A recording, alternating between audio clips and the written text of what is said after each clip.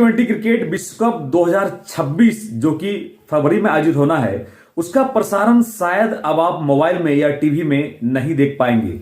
ऐसा मैं क्यों कह रहा हूं? ऐसा मैं इसलिए कह रहा हूं, इसके पीछे एक समीकरण है। वो समीकरण ही आज हम जानेंगे कि T20 विश्व कप क्रिकेट 2026 जिसका आयोजन भारत में और श्रीलंका में होना है, लगभग 55 मैचों का आयोजन होगा। उसको आखिर हम टीवी में या फिर मोबाइल में हॉटस्टार में क्यों नहीं देख पाएंगे?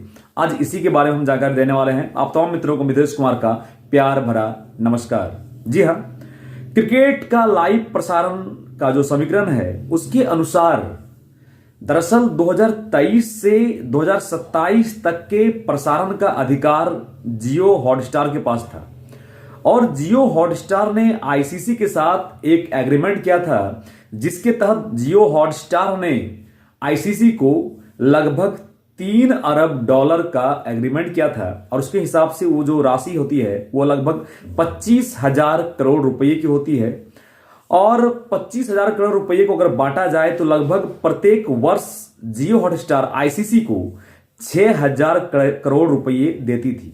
लेकिन बीच में एक नया बिल आया और मोबाइल गेमिंग ऐप को बैन किया गया।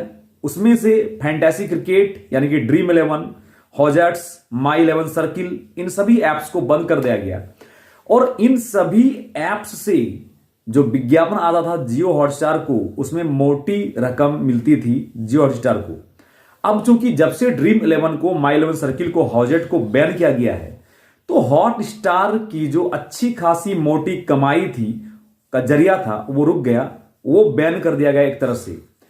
अब जियो हॉटस्टार जो कि पहले माई 11 सर्किल या फिर ड्रीम 11 पर आश्रित थी, दूसरे विज्ञापन पर आश्रित हो गई उसके अलावे। लेकिन उन विज्ञापनों से उतनी कमाई जियो हॉटस्टार को नहीं हो पाई और जियो हॉटस्टार ने कहा कि लगभग उन्हें इस डील में 12,000 करोड़ रुपए की घाटा हो रही है और वो अब ये डील तोड़ना चाह रहे हैं।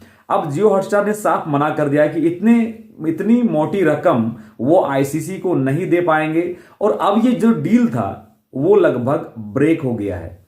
तो अब आईसीसी ने सोचा कि अब ये डील किसके साथ की जाए, क्योंकि जो नेटफ्लिक्स है, अमेजन प्राइम है और बाकी प्लेटफॉर्म है, सोनी है, उसके पास उतना मोटा रकम उनसे वसूलना पॉसिबल नहीं है और उतनी मोटी रकम वो पे नहीं कर पाएंगे आईसीसी को। और यही वजह है कि जियो हॉटस्टार जो कि अंबानी का है, अगर ये हाथ खड़ा कर रहा है, दूसरे प्लेटफॉर्म शायद इतने रुपये नहीं दे पाएंगे। और यही वजह है कि जो स्टार स्पोर्ट्स है या फिर अदर प्लेटफॉर्म है टीवी के, वहां से भी इतनी मोटी रकम मिलने की संभावना नहीं है, क्योंकि जियो हॉटस्टार ने साफ तौर पे कहा कि जब से इन ऐप्स को बैन किया गया है तो उसे विज्ञापन नहीं मिल रहा है। 12,000 करोड़ रुपए की अच्छी खासी नुकसान हो गई है और इन हालात को देखते हुए आईसीसी ने सोचा कि क्यों ना उसकी राशि को घटाया जाए। तो आईसीसी जो कि पहले ये डील $3 अरब में की थी, अब उसको घटाकर आईसीसी ने $2.14 अरब पर लाया। लेकिन इसके बावजूद भी कोई भी प्रसारण का जो अधिकार है, राइट्स है, वो खरीदना नहीं चाह रहा है। तो अगर यही हालात रहे, अगर कोई भी ऐप्स या कोई भी प्लेटफॉर्म अगर इसको नहीं खरीद पाएगा तो फिर इसका प्रसारण कौन करेगा?